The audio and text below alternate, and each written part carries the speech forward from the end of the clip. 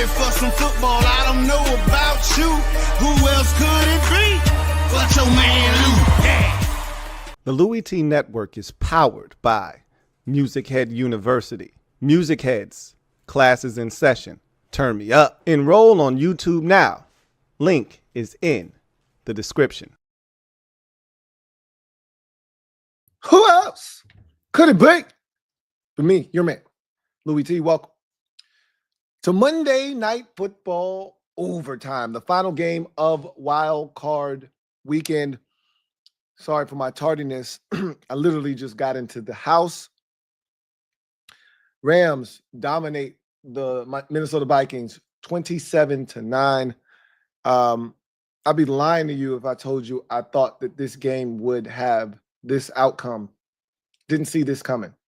Now, literally on the podcast, last week, we talked about this being a big game for Sam Darnold and how every game kind of moving forward was going to be sort of a referendum on whether he could be a starting quarterback again in this league.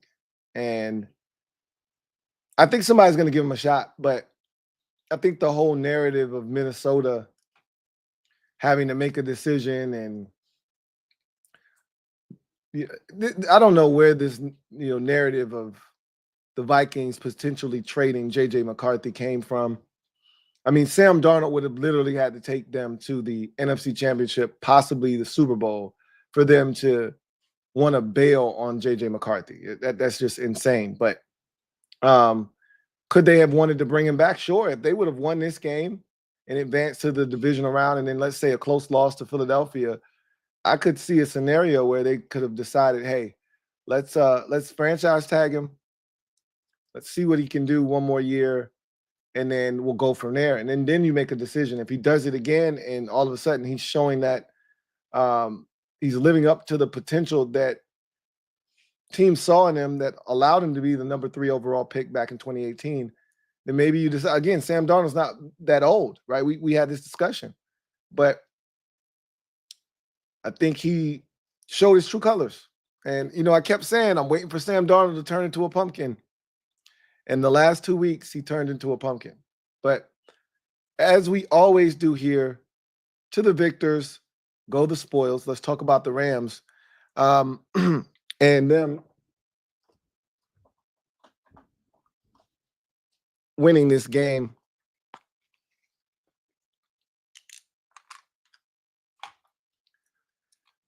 $27-9.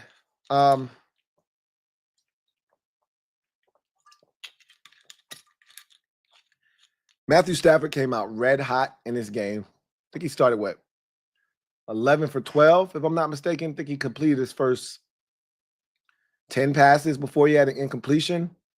And they kind of set the tone with how they started the game. That first possession, drive it right down the field. Stafford, perfect on the possession.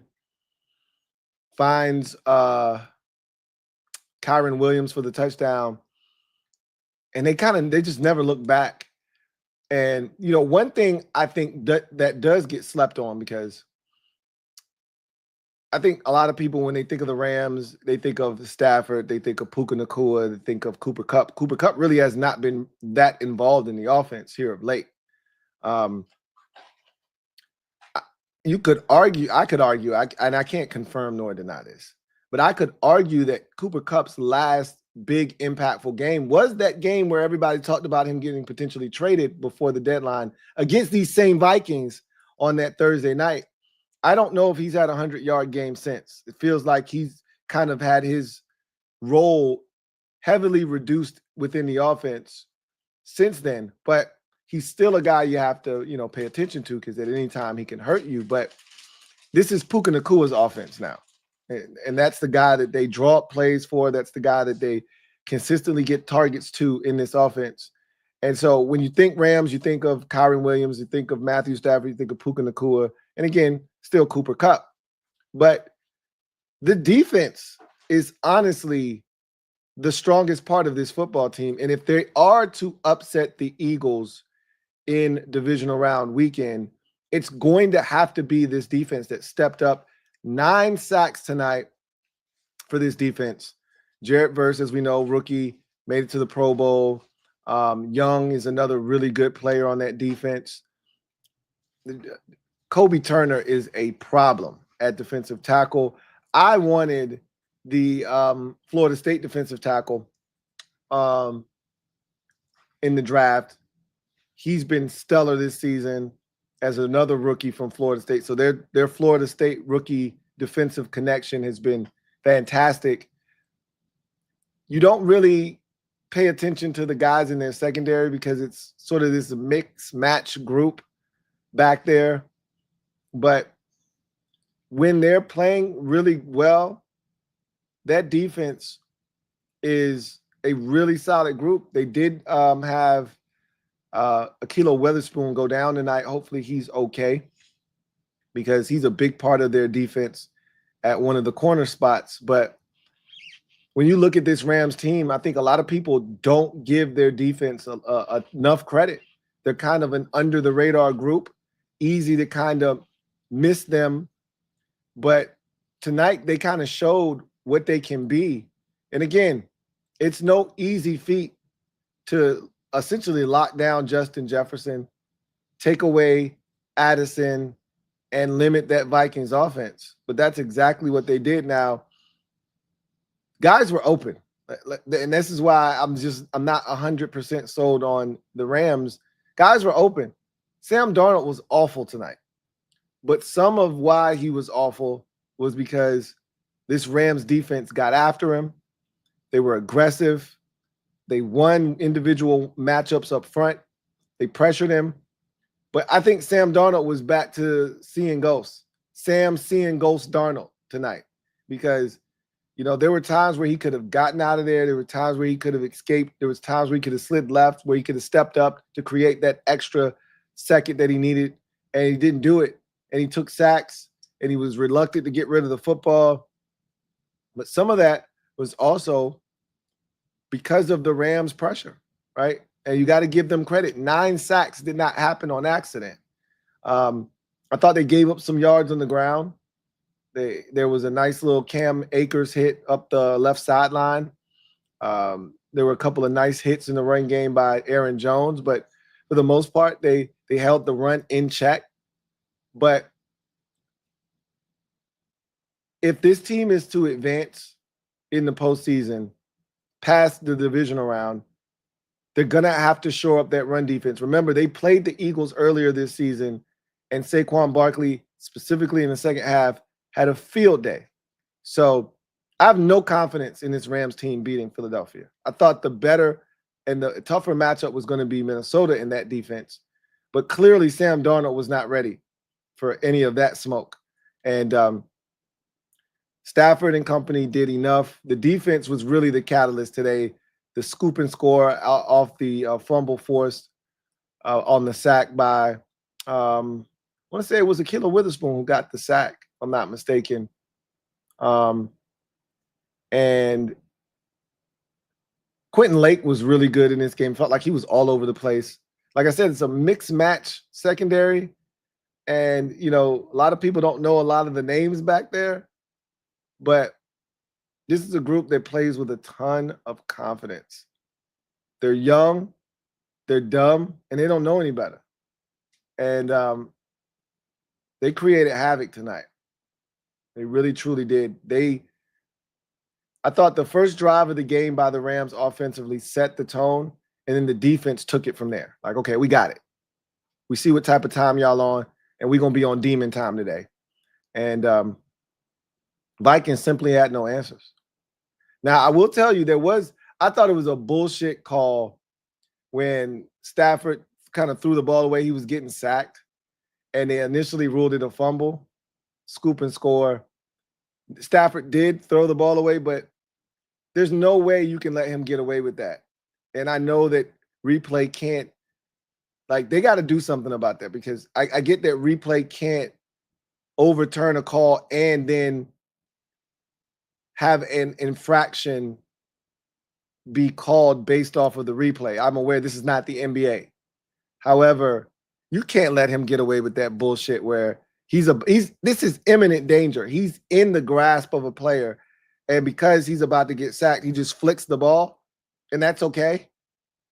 Come on, man. That was some bullshit. But all in all, this was a dominant performance. There was one game of the 6 divisional round games this weekend, one that had any entertainment value whatsoever. All of the rest of the games were blowouts. And this one fell kind of in line with the rest of the games.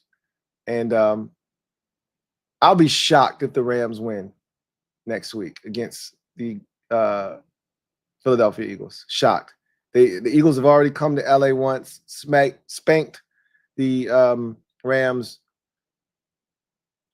It wasn't the prettiest performance by the Eagles, but I just don't see that Eagles defense allowing this Rams offense to have any success. It was nice to see Tyler Higbee get off in the first half. Then he injures himself and left the game, I think, with a chest contusion. And then Ahkello Witherspoon leaves the game. And you never want to see a guy leave with a non-contact injury. They said it was something with his thigh. So we'll keep tabs on that. But they're going to need all hands on deck if they are to pull the upset next week against the Philadelphia Eagles. Meanwhile, for the Minnesota Vikings, I've never seen a 14-win team go out so meekly into the night as the Vikings did tonight. There was little to no resistance in this game from Minnesota. That was as piss poor, pathetic, and offensive display as I can remember from a team that was supposed to be like, this was a team that just a week ago was playing for the right to have the number 1 seed in the conference and a first round bye.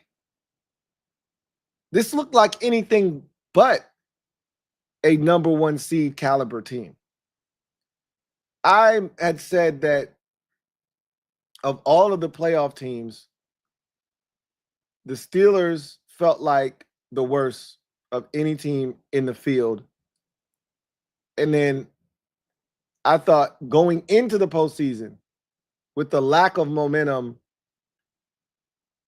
the Texans felt like the next team that, didn't have any cachet heading into the postseason. Never would I have thought that the Vikings would be the team with the least amount of momentum, no fight, no swagger. Last week's performance was literally a precursor of things to come for the Minnesota Vikings in this game. I just thought that last week you had a rough go of it. You missed some opportunities early. That's a family member. Shit happens. Got away from you. We'll get them next week, right? And this was a continuation of the struggles that they had last week. They put up a graphic tonight that said the Rams or the Vikings had not scored on 21 straight possessions, a touchdown. They had not scored a touchdown, 21 straight possessions. That's mind-boggling for a 14-win team. And so the struggles were real, and it starts and it ends with Sam Darnold. I want to talk about this defense in Minnesota, and we'll get to that in a second. But the reason they lost this game wasn't because of the defense. Now, the defense wasn't its dominant self. However, if you think about the context of this game and how things kind of shook out, the defense was put in some really tough spots.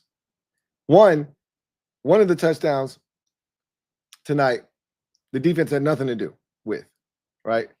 The Sam Darnold fumble, the scoop and score by Jarrett Verse, defense had nothing to do with that. So that's 7 points accounted for.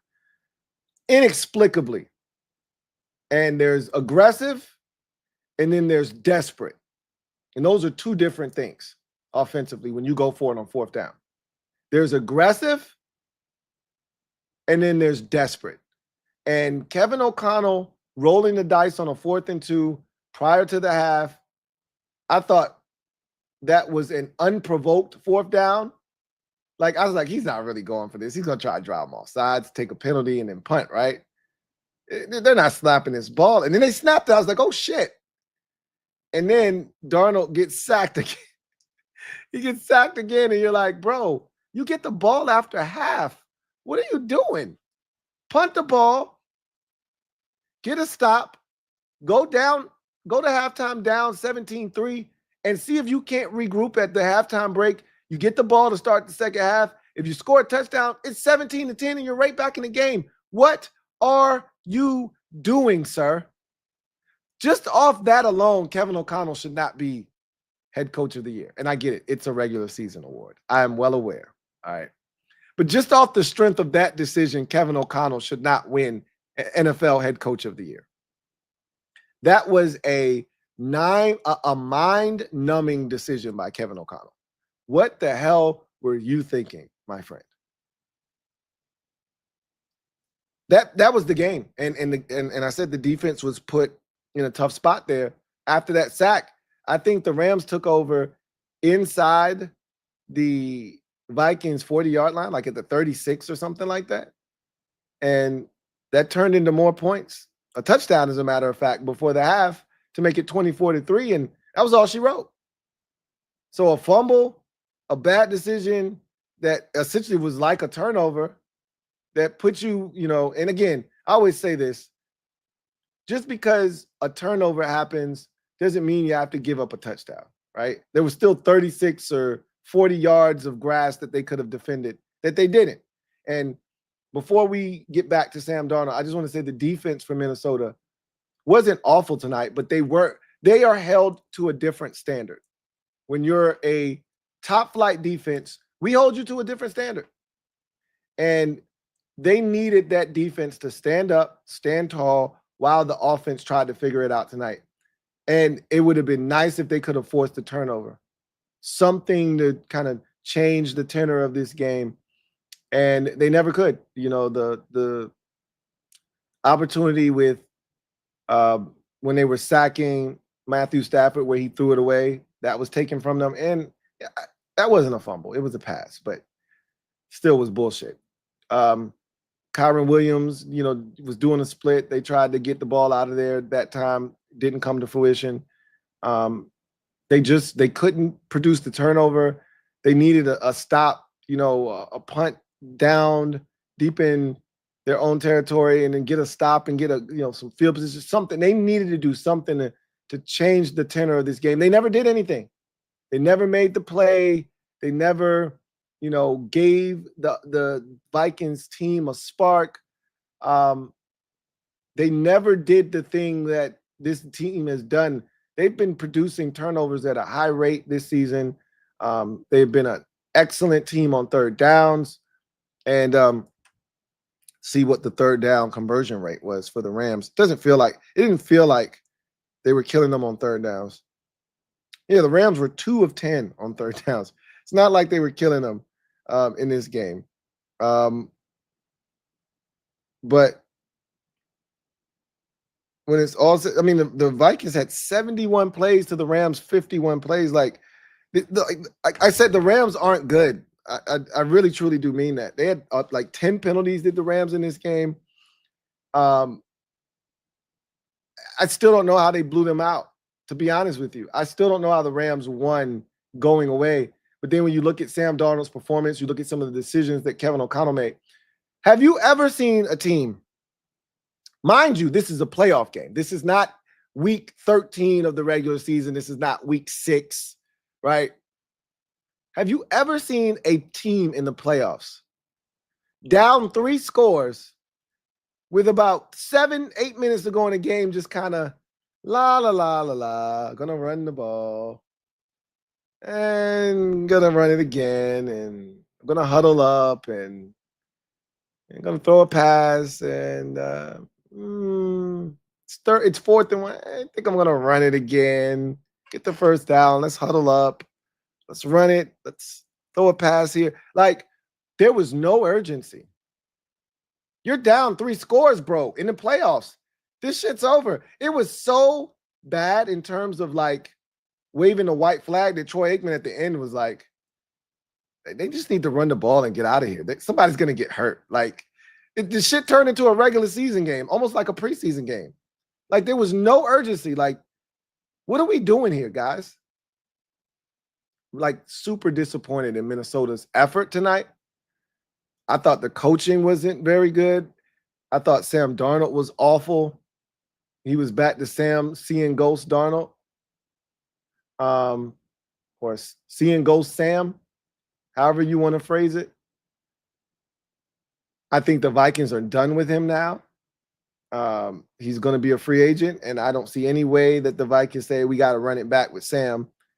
JJ McCarthy should be healthy, and you run with the young fella. It's been a phenomenal rookie class in 2024 of quarterbacks, and you just hope JJ McCarthy falls in line with the rest of those guys as first rounders. But I think Sam Darnold played his way out of Minnesota and a lucrative deal. And I think he's back to journeyman Sam Darnold, who will get an opportunity to be a bridge quarterback somewhere. He will get a solid, 1 or 2 year deal with, but that whole notion of, hey man, Sam could hit somebody over the head for a 3-year, $62 million deal or something like that. That's dead.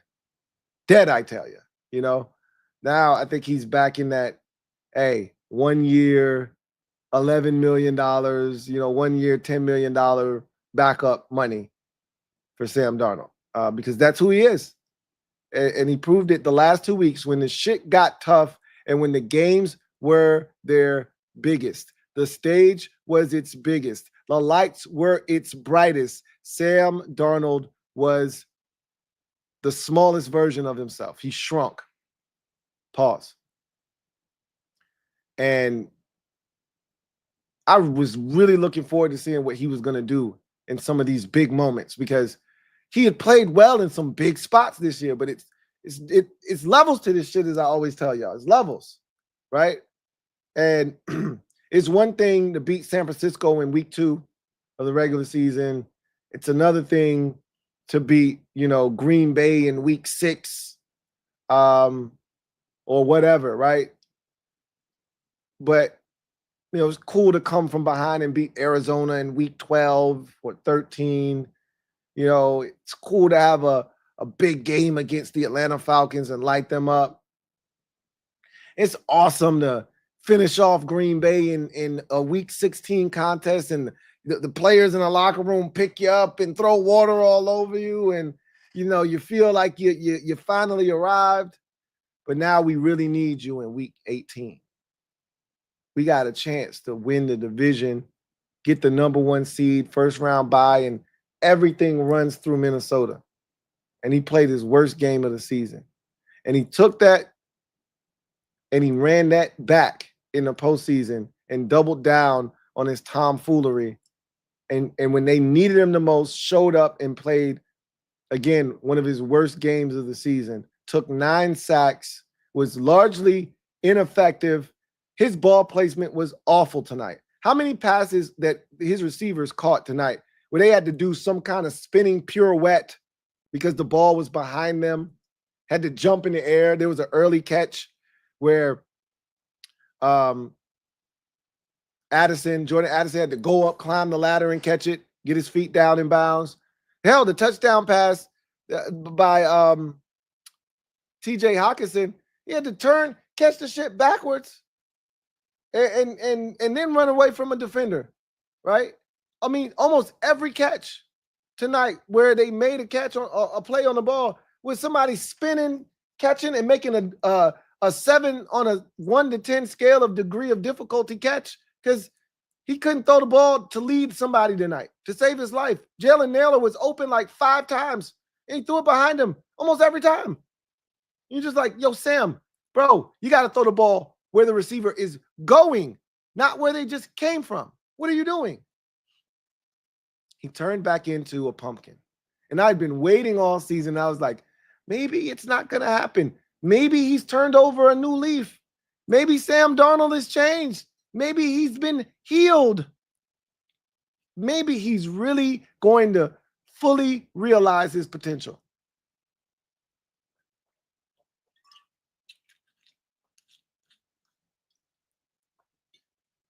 Nah, football guys was like, nah. There was some team out there that was looking at Sam Darnold and saying, if you're really a top 5 pick, I'll give you a contract.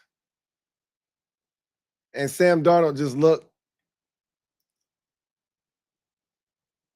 and he took the football and he just put it in one of those teams' hands and he just said, no, you take this. You take this football. You don't want me. Trust me.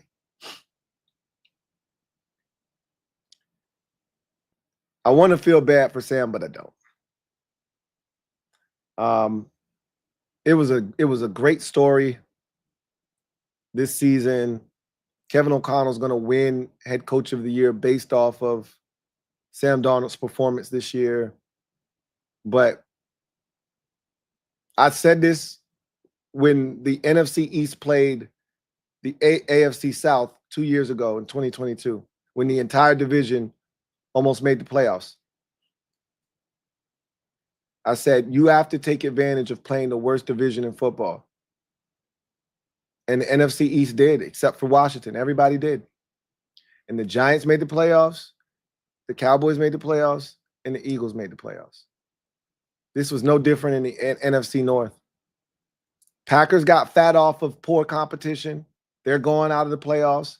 Vikings got fat off of poor. There were games where the Vikings won a game against Jacksonville where they didn't even score a touchdown. They beat them with all field goals.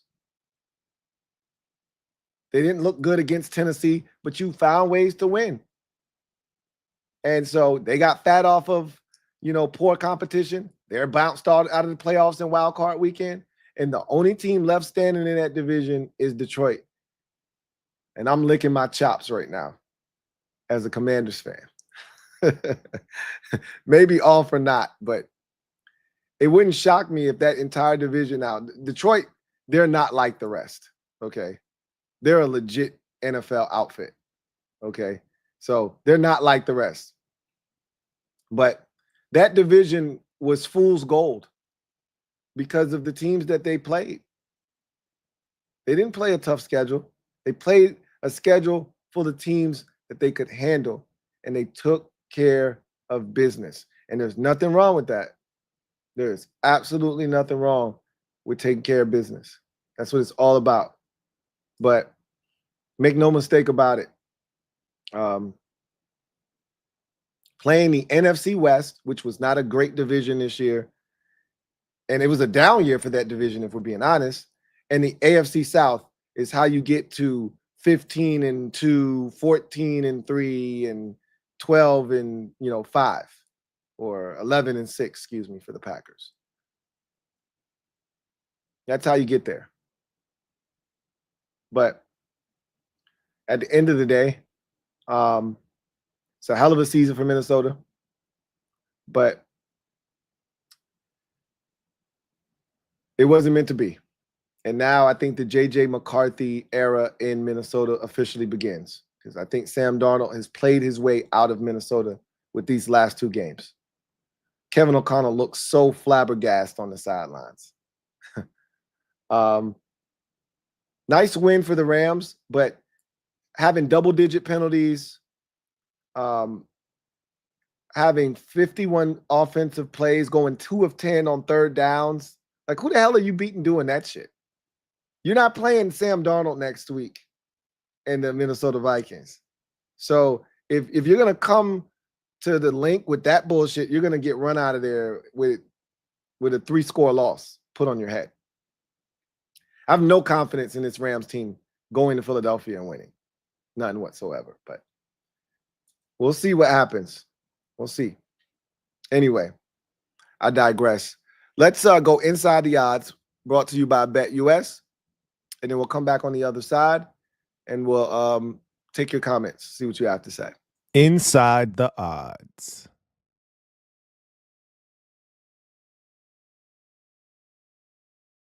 Looking for a new book this football season? BetUS has you covered. Fastest payouts in the industry. Get back up to 10% on your net losses twice a year. And here's the big kicker.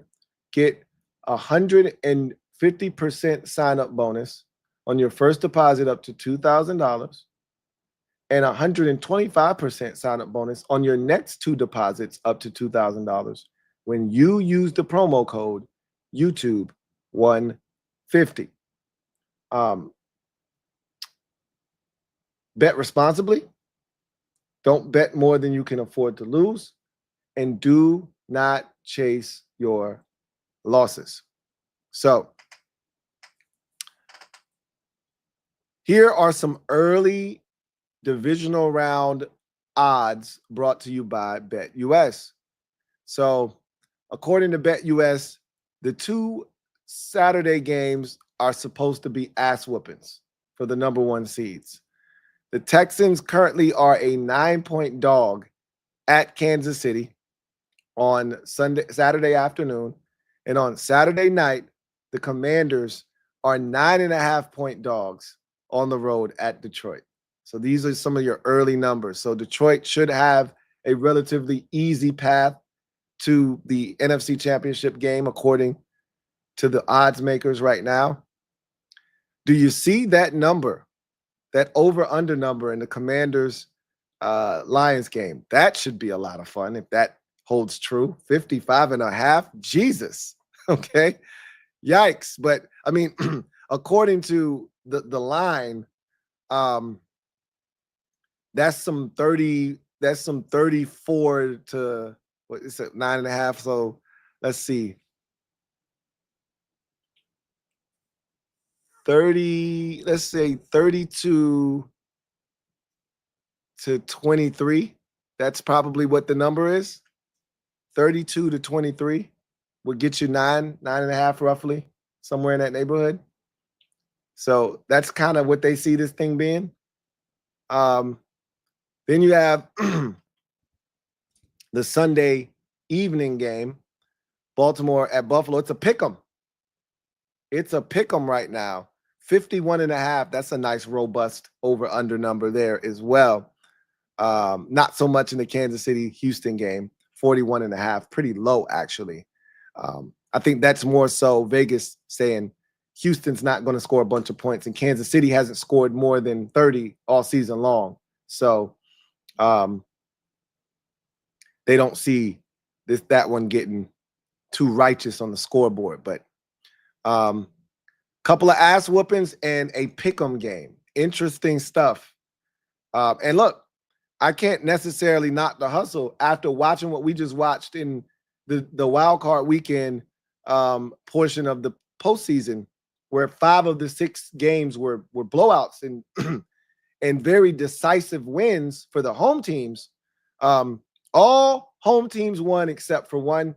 The Commanders pulled the upset against the Bucs on the road, and that happened to be the only close game of Wildcard Weekend. So I understand why the number is so big in the first 2 games with the 1 seeds coming off the byes. And obviously we understand why Buffalo and Baltimore is a pick'em, even though the last time these 2 teams met, Buffalo was utterly destroyed, dismantled, and disassembled by the Baltimore Ravens in B-More. But this one ain't in B-More, and this is a different Buffalo Bills team. And we'll see what transpires there. The 2 front runners for the league MVP will be squaring off in that game. And obviously, the other game was not on the board yet because we did not yet have a winner. So, and I would imagine that the spread for that game, Eagles hosting Rams, is going to look something similar to the 2 Saturday games. I think the Eagles are going to be every bit of 7.5, 8-point favorites in that game against the Rams. So right now on paper, not looking like a very competitive divisional round. But guess what? They don't play these games on paper. So we'll find out what it looks like. But let's get to the comment section and see what you guys have to say.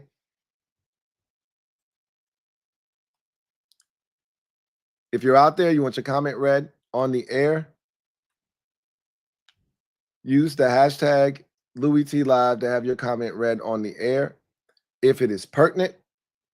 And we will get to your comment and read it on the air if time permits. But to ensure that your comment is read, use the super chat function. We'll get to as many comments as we can. And again, as many as we can within the time frame that we're working with. And also, if you use the super chat function, it also allows you to jump straight to the front of the line. So with that said, let's get to the comment section, see what you guys have to say. Corey, thank you for the super chat. Greatly appreciate you. Corey writes, what are the watch party plans for this weekend? Let me know if you need a place for it. We may need one if we decide to do it. We're going to try to run it back in the same spot we just had it at. But if that falls through, we may need a spot. Who knows? We'll see. But if we are able to run it back, we're going to do so. You guys will know tomorrow. We're going to have to make a decision here pretty quickly because it's a quick turnaround.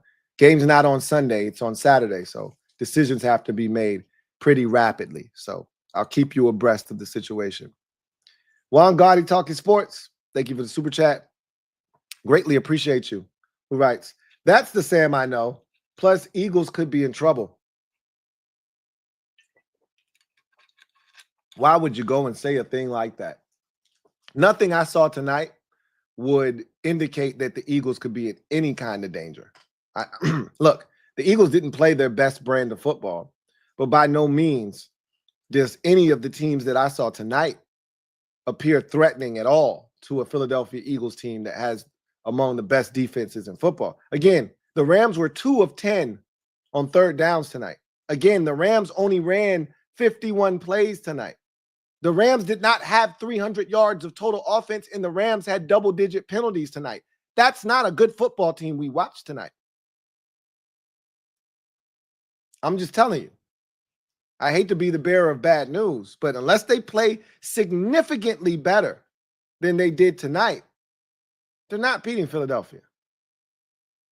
They're not. But we'll see, right? That's why they play the game. And we know this is a week-to-week league. Anything can happen, but I just don't see it. Marquell Randall, thank you for the super chat. Greatly appreciate you. Thank you for being a member of the MOBB. Marquell writes, like the Rams D-line, all young and fast, only flaw is they don't have the size. And going against the biggest O-line in football on a short week. McVay, please get past your Fangio demons. He's got your number. We saw that show up the first game that these two teams played. The Rams marched it right down the field on the opening possession. I think they might have scored a touchdown. And they had another opportunity on the second possession, and then they turned it over. Or, matter of fact, the first possession, they marched it right down the field, and then they fumbled. Kyron Williams, and oh, by the way, he fumbled again tonight. Now, the Rams were able to recover, but that's a fumbling ass dude. Like, if your feature back leads the league in fumbles, and I don't know if Kyron Williams leads the league in fumbles this season, but I know he's led the league in fumbles before, and he's a fumbling ass dude, right?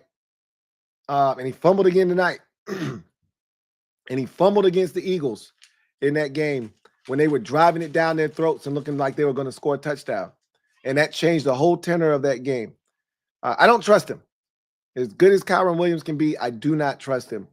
But to your point, that D-line hung in for as long as they could in that first matchup before they got worn down by that massive Eagles offensive line. And then Saquon took over and rushed for over 200 yards essentially in the second half of that game. So I don't foresee Sean McVay's Rams team going to Philadelphia and changing the narrative right now. And to your point, Vic Fangio has been really good for a very long time in this league, and guys like Sean McVay have struggled with him. And so, again, they struggled earlier in the season when these two teams met, and I don't really see that changing on Sunday. Be nice if they had Tyler Higbee back, though. He could make a little bit of a difference, but I don't see it. I'm gonna keep it a bean. Marquell Randall, thank you for the super chat. Greatly appreciate you. Double up. Thank you for doubling up. My guy Marquell writes, Vikings showed no urgency early third and all of the fourth. I just don't understand how it's almost like once they didn't get the 2-point conversion, they quit. Like if they had gotten the 2-point conversion, been down 16, which would have given them a chance with 2 scores, they felt like they still had a shot. But once they didn't get the 2-point conversion and they were down 17 or 18, excuse me, roughly, it's almost like they was like, well, we gave it a try. Down 18. It was still like when they scored that touchdown, it was still like 3 minutes left in the third quarter, if I'm not mistaken. And they had all of the fourth. And like you said, no urgency. They're still running the ball. You know, they throw an incompletion on first down. They run it on second down. Like, bro, that whole, hey, let's get into a manageable third. That shit is out the window, bro. You're down 3 scores. The whole let's get into a manageable third down, situation is out the window. You should be chucking that bitch on every single snap, and you should be going with tempo.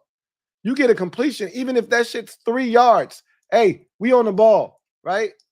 They were huddling. They were running the ball. Like, it's almost like Kevin O'Connell said, I just want to get out of here. I just want to get out of here. You know what this was reminiscent of?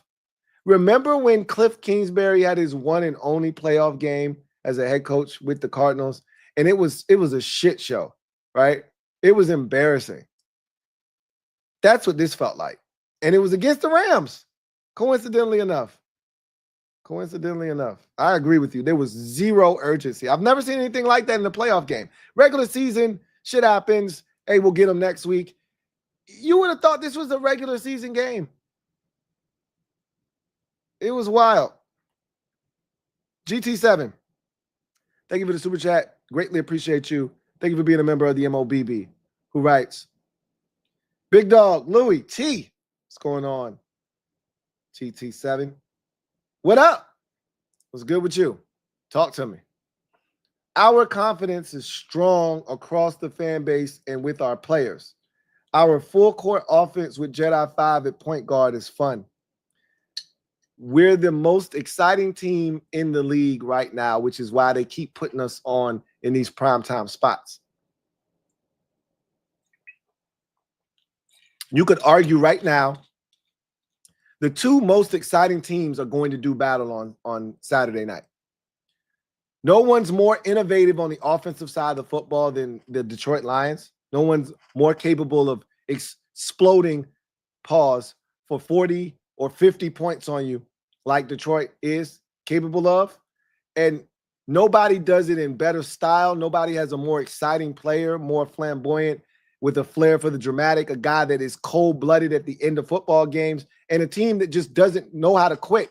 We are the anti-Minnesota Vikings. Like, the Vikings quit tonight. They quit. And the Commanders don't. And if you find yourself in a close game with the Washington Commanders, if you're not careful, you're going to end up on the wrong side of that thing. And so that's going to be a lot of fun. Hey, Lions, see who in 2 weeks? What you talk about, Willis? See you in 2 weeks. You lost me there, GT7. Hey, Lions, see who in 2 weeks? Oh, okay.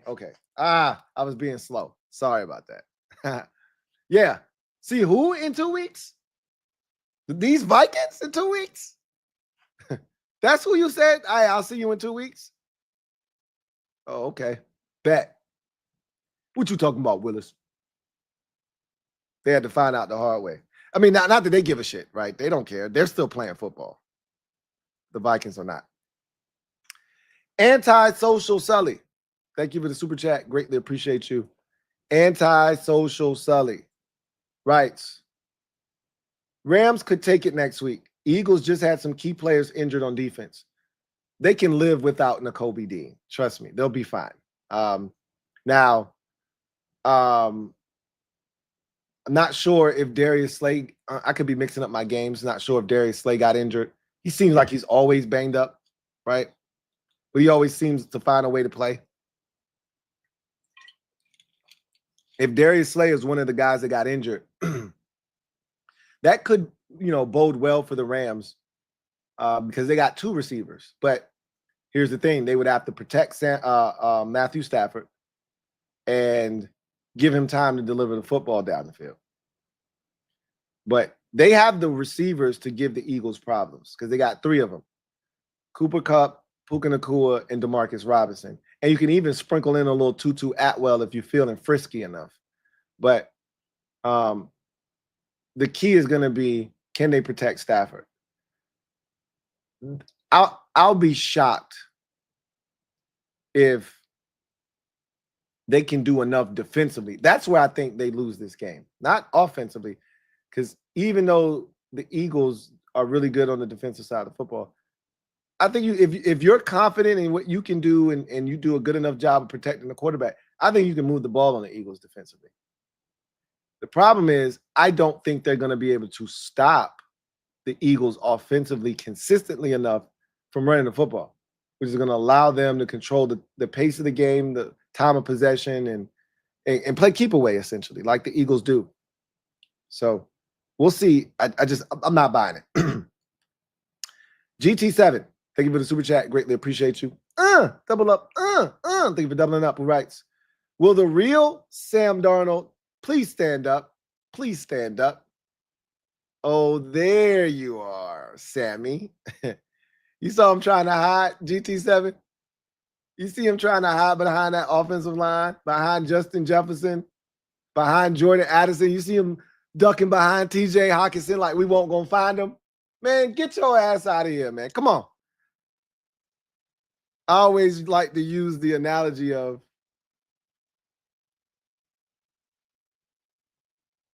when you go to the store when you was younger and one of your friends, any one of y'all, could have been a thief, like little, not now laters, right? Like Bazooka Joe Gum, some little stuff, nothing big. Just put a couple of those in your pocket. And the store manager catches you. And you with your 2 buddies. And he was like, hey man, they got us, y'all can come out. And they like, they ain't get us. They got your ass. That's Sam Darnold. Hey, they got us 14-3. We frauds. They got us. They like, nah, just definitely like, nah, I'm still one of the best receivers in football. Addison's like, yo, I'm still one of the best number 2s in the league. And, O'Neal is like, I'm still one of the best right tackles. And they like, nah, they didn't get us. They got your ass. You can leave. But the name stays here. The name got my daddy blood on it. Sam's gone. He gone. That was the real Sam Darnold we saw the last 2 weeks. Unfortunately for him. LT, thank you for the super chat. Greatly appreciate you. LT writes, Hurts and JD can earn the other fan base's respect. Jalen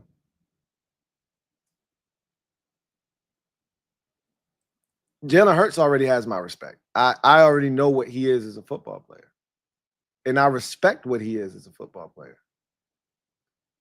Where the disconnect comes for me with Eagles fans is y'all want Jalen Hurts to be something that he's not. And then you don't, because you're upset that he's not on the level of my quarterback, you want to hate on my quarterback, even though you know your quarterback can't do the things my quarterback can't. So that's where the disconnect is. I have respect for Jalen Hurts. And I think what people somewhat realize is in his absence was, and every time he gets hurt, we see this, is they struggled with the little things that he brings. He brings the small little intangibles that other quarterbacks on the roster don't. Again, there's a great ecosystem built around him that insulates him or any other quarterback that they stick in the mix. But he does the little things, the little scramble on 3rd and 7 for 9 the ability to get the first down on the brotherly shove, right? When it ain't there, just throw it out of bounds. Like he does the little things that where Kenny Pickett might force it, get picked off, or he might take a bad sack, or he can't escape on 3rd and 7 and get 9 or 10 and pick up a first down and break somebody's back. I broke my back. I respect Jalen Hurts for what he does. But it's levels to this shit. And I think that's where Eagles fans get caught up. They don't want to admit that it's levels to this shit. And your dude ain't on that same level. And that's okay. Your team is on another level. I respect Jalen Hurts. I don't know if I can say the same about the Eagles fan base with my quarterback. You'll find an excuse as to why you don't respect him for some reason. When all the man has done is turned out to be the greatest rookie quarterback we've ever seen. That's all he's done. But I don't know what else you want him to do. But we just gonna keep sending him out there and letting him do what he do. The Black Al B. Thank you for the super chat. Greatly appreciate you. My guy, the Black Al B writes, what it do, Lou? What's going on, Black Al B? Watching Vikes playoff games is like that Matthew McConaughey scene where he's banging on the glass yelling, no, no, no. LOL. That was rough, bro. That was a bunch of what the hell is going on out there. That was a lot of me watching the game saying, what are they doing? What is Kevin O'Connell doing? What is Sam Darnold doing? What's going on here? Who are these masked men? Because this ain't the 14-3 team I watched this season. Who are these masked men? What is the defense doing? Yeah, it was rough. Smack City, been a member for 24 months. Who writes, in 5, we trust. Indeed. Indeed. In AP, we trust. In DQ, we trust. In 5, we trust. In 17, we trust. In 54, we trust. I mean, I could keep going. But yeah, 5, different breed. Different animal there. JP, my guy, John Perez. Thank you for the super chat. Greatly appreciate you. Thank you for being a member of the MOBB. JP writes, every single game except ours was trash. Facts. I turned this one off after halftime. Vikings are moving forward with McCarthy, I imagine. I second that notion. This was the proverbial nail in the Sam Darnold Vikings career coffin. The final nail was tonight. I agree with you. Gear Cell 1. Thank you for the super chat. Greatly appreciate you. Thank you for being a member of the MOBB. Gear Cell 1 writes, Sam Darnold is who we thought he was. Celery seed yoga pants wearing bum with gravy train sandals. Celery seed yoga pants wearing bum. You switched it up on us tonight. I love it. Even threw a complimentary bum in there. Pause. I think when we talking about yoga pants, I think we got to say a pause in there, even though I know what you were saying.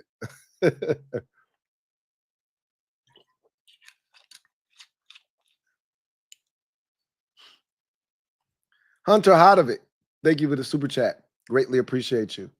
My guy, Double H, thank you for being a member of the MOBB, writes, T, sorry I couldn't catch you last night. Whole fam was over watching the game and I was losing it. Even got my brother, the Eagle fan, to rep us. Woo! No need to apologize, bro. You were in the moment enjoying this ride. There's no apologies necessary for that, man. Enjoy it. Bask in it. However you want to enjoy it and take it in, you do that. Pause. So I'm so glad that you're having fun watching this team have success. That's all I want any fan of this team to do, is just enjoy this. We deserve it. I can't say that enough. Black Al B, thank you for the super chat. Greatly appreciate you. Double up. Thank you for doubling up. Who writes, like I told you early in the season, Lou, this was the let them know we at the door season. Hopefully next year we can learn the password to get in. Laughing my ass off. Oh, no. So, I mean, 14-3 should be you the one asking, hey, what's the password? That's what 14-3 feel like to me. You should have all the other 12 and 11 and 10 win teams at the door. And you should be laughing behind the door with the Lions at 15-2. And the Eagles at 14-3. You should be laughing behind the door, asking, hey, what's the password? And Green Bay should be like, Grit. And you should be behind the door. No, that ain't it. That was the password. Grit was the password. Skull. Y'all changed it to Skull. And you like, Skull. And you like, no, that ain't it. That was the password. Then you changed it again. You were supposed to be the one behind the door. But I guess if you don't win the division, you don't get to be behind the door asking what's the password. 14 wins, you should be behind the door. But if you ain't behind the door, you damn sure should be banging on that bitch. They let me in. But I guess when Sam Darnold is your quarterback, you keep on knocking, but you can't come in. You keep on knocking, but you can't come in. Oh, man. Swaggy P. Thank you for the super chat. Greatly appreciate you. Thank you for being a member of the MOBB. My guy, Swaggy P, writes, I thought it was he says, I thought I was at the casino the way I saw Sam Darnold losing millions of dollars in a span of hours. Good one. Good one. Damn, he threw away a lot of money. You might as well just say, put it all on black at the roulette table. Put it all on black and just spin the damn wheel. Because he lost a lot. He lost a lot of money. He lost a lot of money. In 2 weeks, that man built up this whole cash pile, right? I'm talking Sam Darnold was going to command a deal upwards of $25 to $30 million a year on the free agent market based off of what he had done this season. Either he was going to get franchised at over $30 million or he was going to get a 2-3 year deal, a 2-year, $54 million deal. He was going to be on some Geno Smith type shit. Real talk. What Geno signed a 3-year 105 after he had that year in Seattle? He wasn't going to be quite there, but I wouldn't have been shocked if Sam Darnold signed a 3-year, $93 million deal or a 3-year, what's 27 times 3? 60, 21, 81, 3-year, $81 million deal. I wouldn't have been shocked. That went from a 2-year, 54, right? After week 18, that shit got cut down to 2 years, $34 million, 17. All right, Sam, don't piss me off. And then that shit got cut down again tonight from 2 years to 1 year and $10 million. You back to being a Jacoby Brissett, Andy Dalton, Marcus Mariota type. That's what you've been chopped back down to. You went from, damn, maybe, just maybe, to, hey, he is exactly who we thought he was. It's like he was at the casino, man. Just rolling the dice. Black Al B, thank you for the super chat. Greatly appreciate you.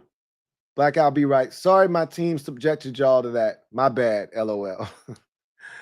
Yeah, I used to apologize for my team's performances too. It's rough. It bees like that sometimes though, man. It's all good. You were a good team this year.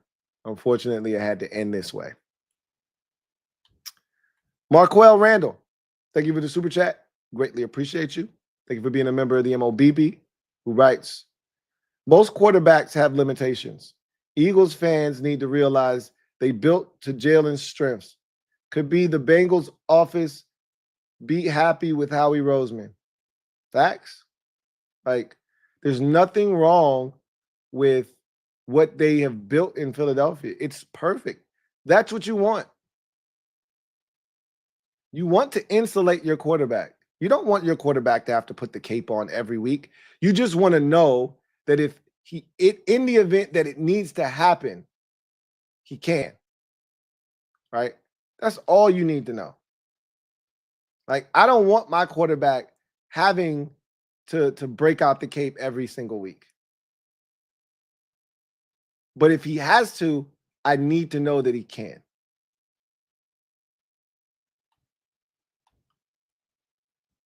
The Black Al B, thank you for the super chat. Greatly appreciate you. Black Al B writes, it's all good. They're going to solidify the trenches and bring that Ferrari out next year. Side note, I'm counting on JD5 to slay these bastards, kitties, and pigeons. Hey, one at a time. One at a time.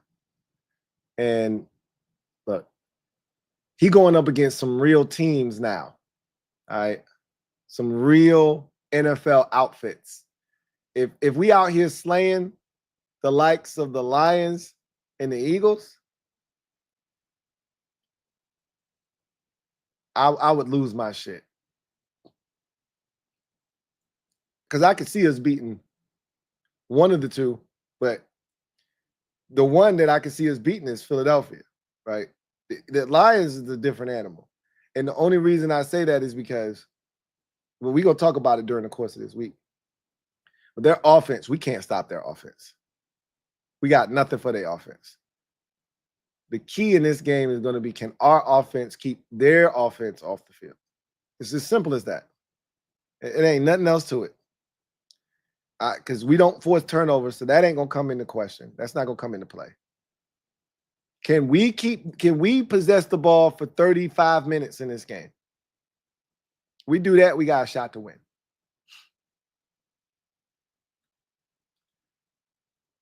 I mean, I like where your team is at. Now, I'm going to assume that you're going to run it back next year with J.J. McCarthy, and that Brian Flores isn't getting a head coaching gig. I'm going to assume that. And if that is in fact true, then I like your chances to be solid again next year. If McCarthy is what he showed us in that first preseason game, which we can't be assured of, but that small sample size was damn good. I'll say that. I was impressed and I wanted to see more. Unfortunately, I didn't get to. Chauncey Davis, CD triple OG. Thank you for being a member of the MOBB. My guy, Chauncey writes, Lou, run blocking is much to be desired, but O-line Bobby Johnson got those fellows pass blocking. He does. He does. Outside of Brandon Coleman, who every now and again is solid, but this is the thing I realized watching the game tonight and some of the games over the weekend. Man, some of these offensive lines are horrid pass protective. Horrid. And my guy JD5 be standing back there having time to deliver. So, yeah, it may not be the prettiest up front running the football, but when it comes time to throwing it, he be having time. A lot of the time. Not all the time, but a lot of the time.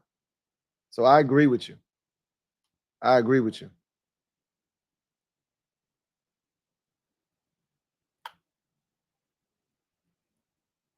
All right. I'm gonna grab a couple of comments, and then we're gonna get out of here.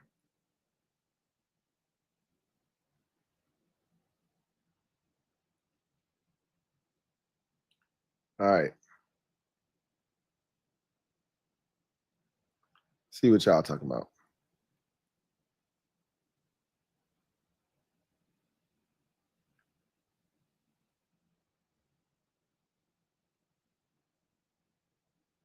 Brian Ingram. Just get better, man.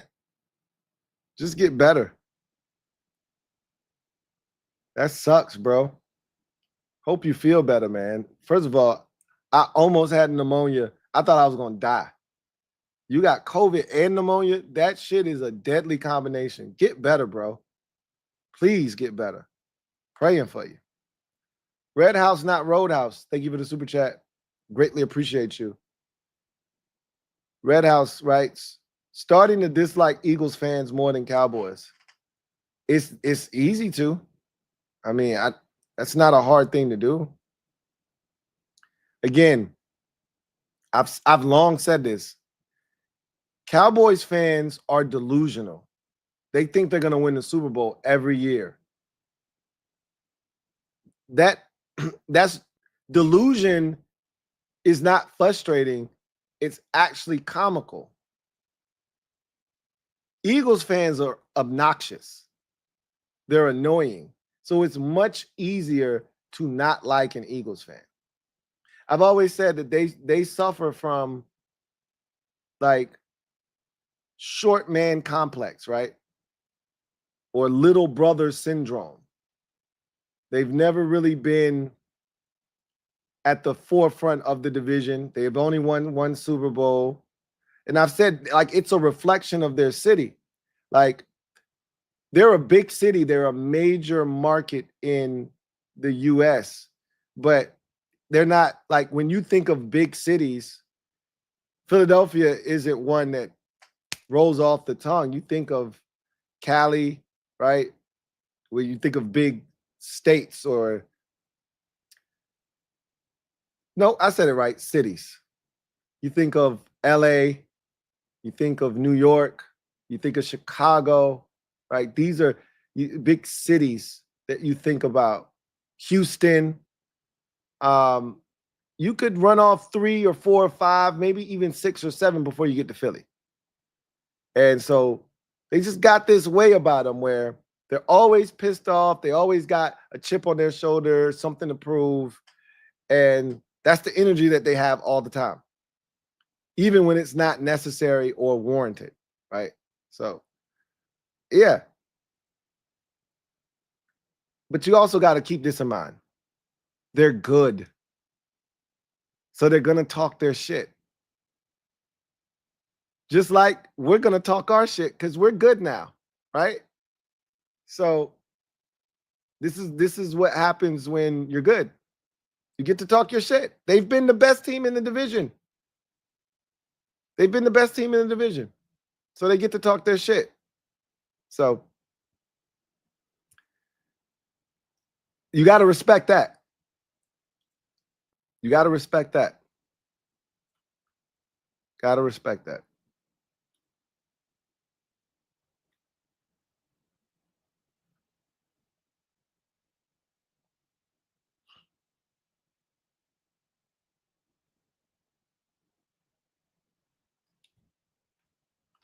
JTF, thank you for the super chat. Greatly appreciate you. JTF writes, what up, Lou? What's going on? Joining late. Philly has no class and Dallas fans are definitely delusional. This year, we have done more with far less compared to Dallas. I mean, we've done far more with way less than just about anybody in the league. And we all know why we've done that. But, you know, I don't want to discount the staff that was assembled. I talked about this when that staff was put together, that they were going to be a huge reason as to why this team had a chance to be successful this year. It's a really good staff that they've assembled. And the messaging that the staff has put in place, mainly DQ, has set the template for what we've seen. You know, the brotherhood and anywhere, anybody, anywhere, anytime. And that mindset has really permeated throughout the entire locker room. The winning time moments, we hear about that all the time, and you're seeing it play itself out. So we've done a lot with less. It starts with the staff, but obviously JD5 is the main cog in this machine, without question. Black Al B, thank you for the super chat. Greatly appreciate you. Black Al B writes, as soon as I seen that benefit concert for the rest, hey, you ain't lying. Hey, bro. I said, what the hell we got going on here? We putting on a concert? Where's the 1-800 number? Who else they bringing out here to sing? Once I saw that, I was like, oh, shit. Where's Bob Dylan? Is he about to come out here and start singing? I was like, oh, shit. Y'all in trouble. Y'all are in some damn trouble. You ain't lying, boy. You on it tonight. They put on that damn benefit concert at the beginning. I said, oh, shit. Y'all in some trouble. That's real spit. Y'all was definitely cooked, bro. It reminded me of when Dick Butkus died last year, right before the Commanders-Bears game. He died the day of the game, like 3 hours prior. We got word that he passed. I was like, oh, shit.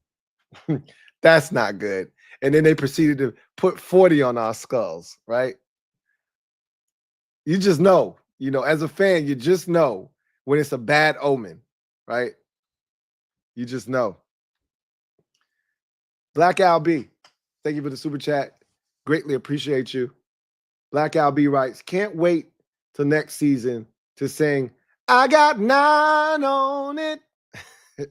It don't got the same ring as I got 5 on it, but yeah. I actually want to see JJ McCarthy. I can't wait to see what that young fella's going to look like. I'm actually intrigued.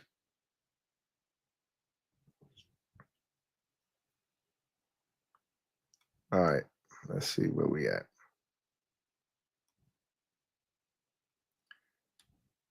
Comasel Brown says, is any team really going to want Sam Darnold next year after those 2 horrible performances to close out the season? I doubt it. Of course there will be. Look, there's a shortage of quarterbacks in this league. Every year, teams are looking for a quarterback, even if it's a bridge quarterback. Why is Jacoby Brissett still in the league? Because he serves a purpose. Right? Why is Andy Dalton still in the league? Because he serves a purpose. Sam Darnold serves a purpose. He showed that this year. He led the Vikings to 14 wins. He's not a bum. He's just not a starting caliber quarterback. Not a consistent one, at least. And so, again, it's levels to this. It's levels to this shit. And he's not at a level where you can consistently rely on him week in and week out to get it done, especially when the competition is its greatest. That's what he's proven. He's improved, but not to the point where he can get it done against upper level competition. Not consistently. So someone will pay him. One of these teams that's drafting a quarterback, or everybody's not going to get a quarterback in this year's draft class, right? The Giants ain't getting a quarterback. They got to do something. The Raiders ain't getting a quarterback, more likely than not. I mean, you can take one of these off-brand dudes. You can take an off-brander and see if he works out for you. Good luck with that. But everybody ain't getting a quarterback. Raiders need somebody, right? Colts need somebody to compete against Anthony Richardson. Like, there's places you can land if you're Sam Darnold.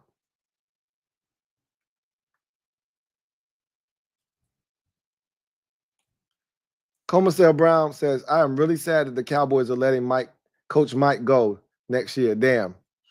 I thought we had done enough to keep him in Dallas, but Jerry was trying to lowball that man. That's what that says to me.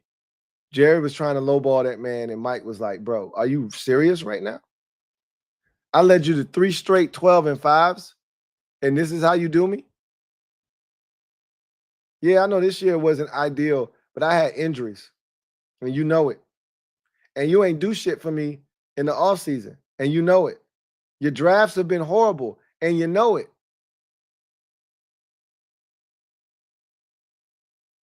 It is what it is. Now, they talking that Coach Prime shit. I ain't buying it. I ain't buying it one bit. But we've heard rumblings, and sometimes where there's smoke, there's fire. But again, if they somehow found a way to get Shador, he'd be the head coach of the Dallas Cowboys. I believe that. But they're not getting Shador. They're not. So I don't see it happening. Anyway, I digress. I'm going to take two more and then we're getting out of here. Samuel S. writes, do you still believe Russ is a Hall of Famer, Lou? I do, but boy, he's making it tough. He's making it tough on himself because here's the problem. You're going to get a lot of voters who are going to have recency bias when it comes to Russ. We can't forget what Russ was in Seattle and how good he was. Like, Russ was so good right out of the gate. He went to the Super Bowl and he went to the NFC Divisional Round and the Falcons needed a Matt Ryan miracle to eliminate him, essentially, for him to not go to the NFC Championship game in his rookie season. He then went to the Super Bowl and won it his second year. And then if Pete Carroll wasn't so concerned with who won Super Bowl MVP, he'd had a second Super Bowl, and he would have definitely solidified himself as a Hall of Fame quarterback if he'd have won 2 Super Bowls. And he was so good for so long in Seattle. And it's easy to forget that because of what Denver looked like and what he looks like now in Pittsburgh. But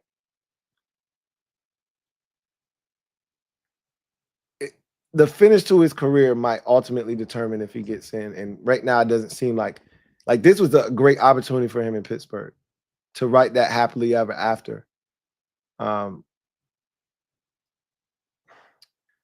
got to see how the rest of the field looks because I'm still awaiting. Like, Phillip Rivers is a Hall of Famer. I think we had that conversation already, but I got to see him get in. Is Matt Ryan a Hall of Famer? He doesn't even have a Super Bowl, right? But he does have a league MVP. Russell Wilson doesn't have one of those. So if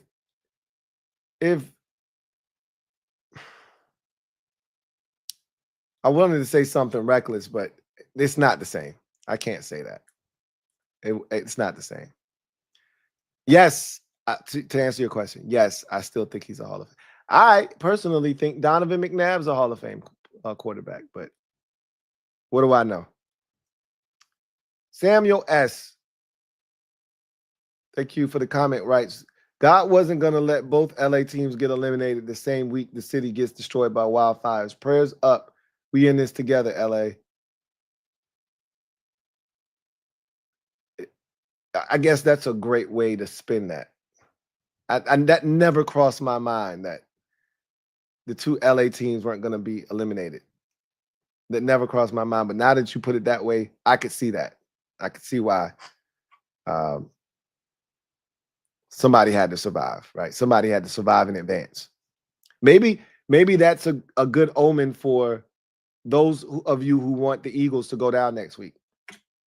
I wouldn't hold my breath, but that's if you are looking for a way to convince yourself that it could happen, that's one way right there. That's one way right there. Anyhow, that's going to do it for me, your man Louie T, here on Monday Night Football Overtime. The final game of Wildcard Weekend was a dud. Rams dominate, and I use that term loosely, dominate the Minnesota Vikings 27-9. Snooze fest of a game, but ultimately, you know what I'm tell you the crazy part about this game? At least all the other games had playoff caliber intensity. Even though they weren't close games, you felt the energy. It felt like Chargers, Texans felt like a playoff game, even though the Chargers wet the bed. Ravens, Steelers felt like a playoff game, even though the Steelers wet the bed.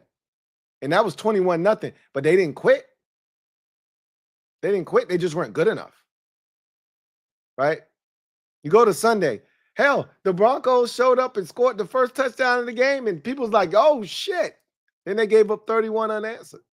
But don't forget, sometimes it's easy because the score can really dilute people's memory of what the game was. That was a 13-7 game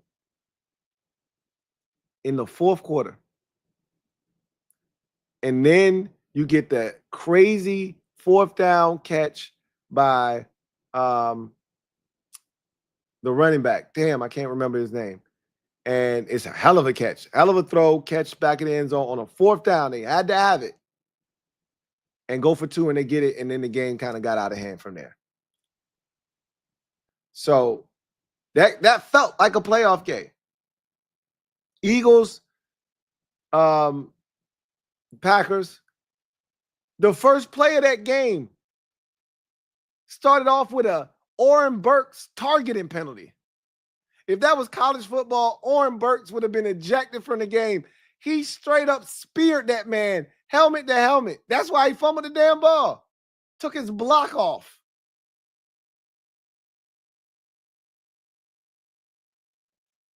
That was a playoff game. They were hitting in that game. It's a playoff game. Obviously, the Commanders-Bucks game was the best game of the weekend and had playoff intensity. This game didn't. This felt like a week 6 regular season football game. That was the part that was so surprising to me. And maybe because it was in Arizona. But it just didn't feel right. Like they were at halftime talking about this feels like a college environment with half of the fans being here for Minnesota. Look, I was like, first of all, that shit would have happened if this game was in LA anyway. Vikings fans would have been up in that bitch anyway. But being that it was a neutral site, it made it even worse. This shit felt like a regular season game. Anyway, I digress. Rams get it done 27-9, advance to the divisional round where they'll head to Philadelphia on Sunday at 3:00 to take on the Philadelphia Eagles for the right to be in the NFC Championship game. And then there were 8. And the Rams are the final of the 8 teams to punch their ticket to the divisional round. Sean McVay is really good this time of the year. And we'll see if he's got any more magic left in his bag as they'll head to Philly. And I would assume, we've looked at all the odds of the other games.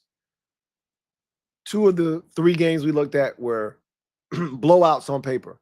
9-point favorites are the Chiefs in the first game of divisional round weekend. Second game, Lions are 9.5-point favorites over the Commanders. I would imagine that first game of Sunday, Rams at Eagles. Eagles will be a 7 to 8-point favorite, somewhere in there to me. And then the last game of divisional round weekend, pick 'em. Bills hosting Ravens. Should be good. Anyway, I digress. You guys get out of here. Enjoy the rest of your day. I look forward to chopping it up with you tomorrow. Commanders Kings will be live tomorrow night. So get your popcorn ready. You know we're going to be talking that shit tomorrow because we excited. Hopefully we'll see you there. And I'm going to try to link up with the Super Friends this week. I'm going to try to reach out, see if they got another one in them this week. But worst case scenario, I'll be back with a podcast tomorrow. Lots to talk about, obviously. But Wildcard Weekend in the books. We know all the participants. We know all the teams. We know who's left. We know when the games will be played. Now we'll see what takes place. Rams get it done 27-9. You guys have a good one. Take care. God bless and good night.